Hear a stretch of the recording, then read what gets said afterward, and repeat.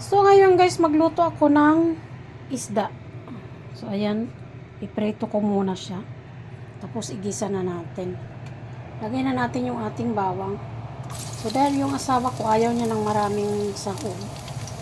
So linitan, pinuntian ko na ng bawang. So ayan. So ilagay ko na yung aking luya. Sunod ko na.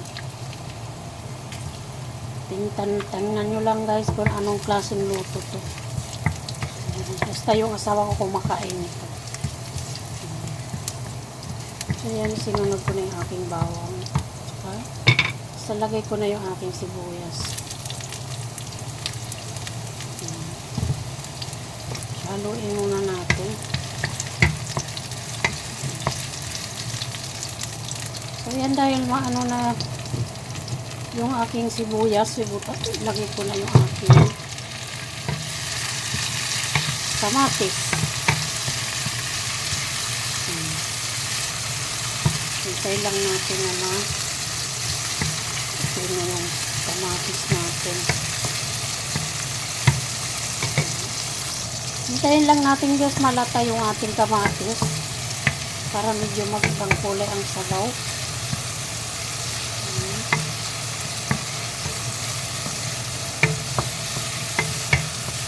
Tapos siya lalagyan ng tubig.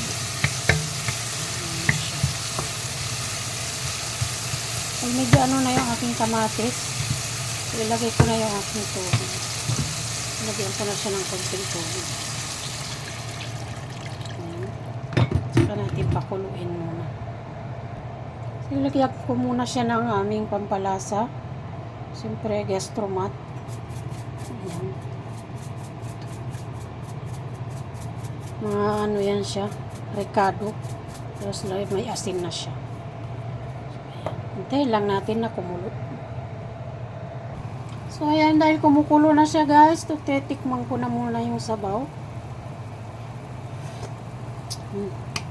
Sarap.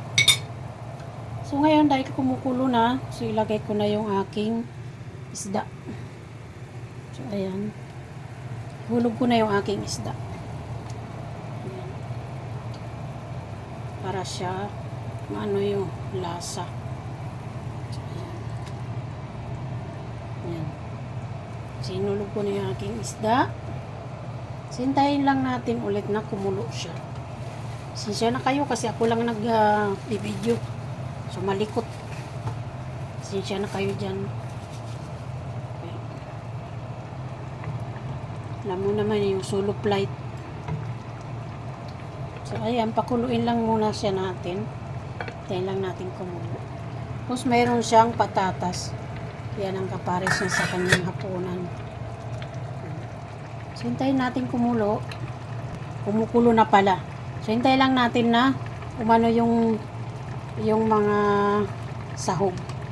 Ito sa isda. So, ayan. So, ayan, titikman natin ulit yung ating niluluto.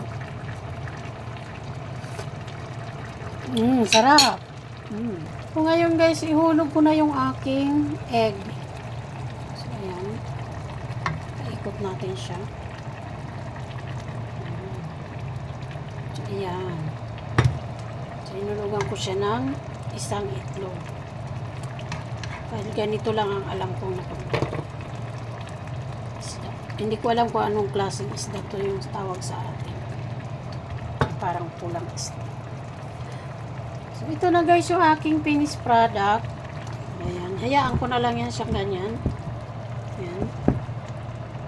Ayan na yan siya. So, ayan. Maraming salamat sa inyo, sa aking mga viewers. Thank you for watching. Sa aking subscriber. Thank you, thank you. So, ito na yung aking finished product. Maghapunan na yan sa pagdating. Bye!